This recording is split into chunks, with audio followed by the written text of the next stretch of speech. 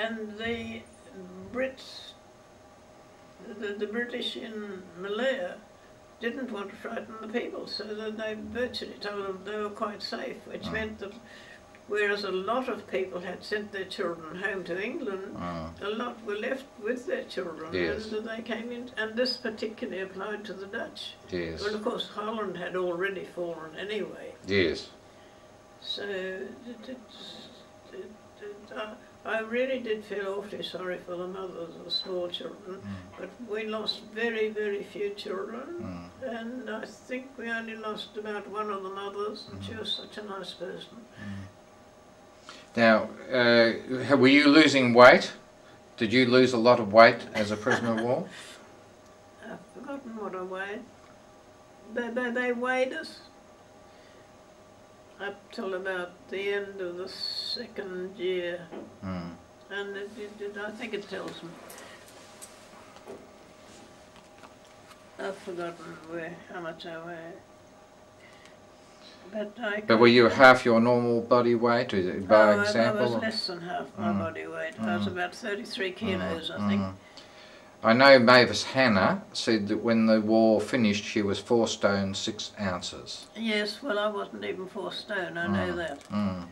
But then whilst I'm tall, I don't have big bones.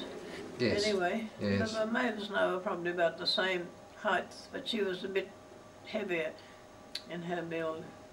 Was she in your camp with you? Was it? Was she in your camp with you? Oh yes, she was a nice person, Mavis.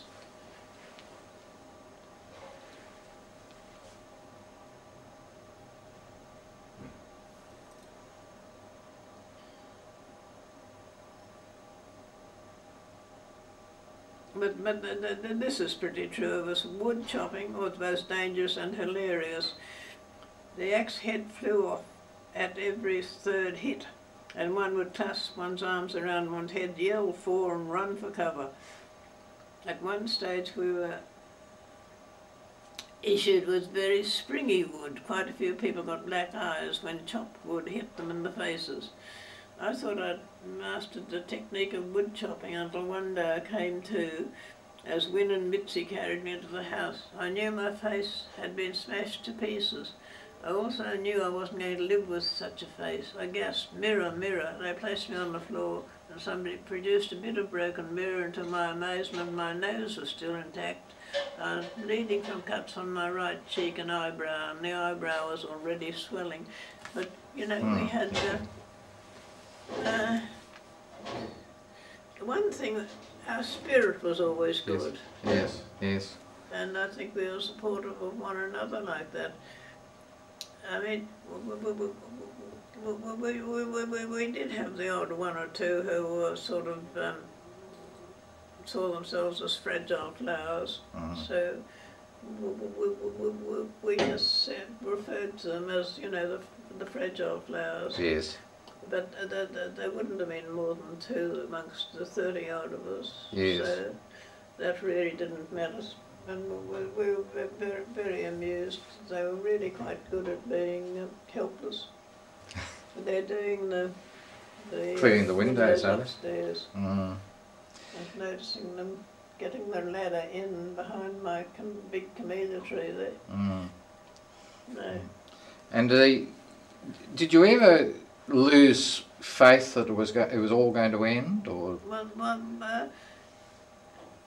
it's no, not really. When you had a bad attack of malaria and the same time you had, I've forgotten what the other one was, and you know, you were feeling pretty miserable. I think we all wrote letters to our families so that they could be delivered by whoever got home when if you thought that you, well, we had to, because there's always a possibility that you wouldn't survive. And there were some days but when you thought, I wish it was all over and done with, one or the other, I don't care, I'm too tired to go on.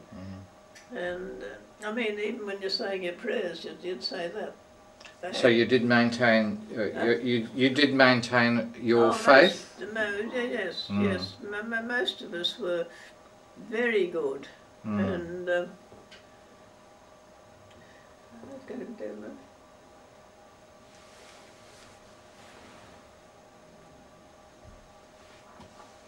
that's good. I can't do the top things myself. Yes. No, the spirit amongst the nurses was always quite good. Yes, yes. I think, of course, you've got 33 people, you're going to have a couple of whingers anyway. Yes. But one recognised them for what they were, and there was no point in worrying about it.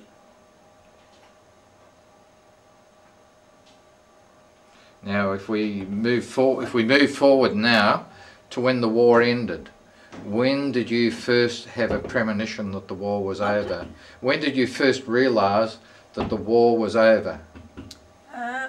Well, when some of the Eurasian women started to be very happy and all the rest of it, and we knew that they'd got some news that we didn't have, and we realised it had to be that the war was over. Yes. That was the only thing that would cheer any of us up. And but that would have been, we were about, the Japs would not admit that they had Australian Army nurses. They didn't admit it for a month. In the meantime, our food was doubled, at least doubled, and everything was done to help us look differently from what we were. But we still looked, I would say that I probably put on a stone in that month. Yes. At least 10 pounds anyway. And but I was still very skinny. I could do that around my upper arm. Yes, yes. And I don't think there's a lot more that I could tell you. Well, I don't think any one of us, I think there might have been one who was bitter about it and said, you know, I'm going to see the, it's all right, they're just opening the, what's his name, behind it, cleaning it. This is the first time I've done this. Yes.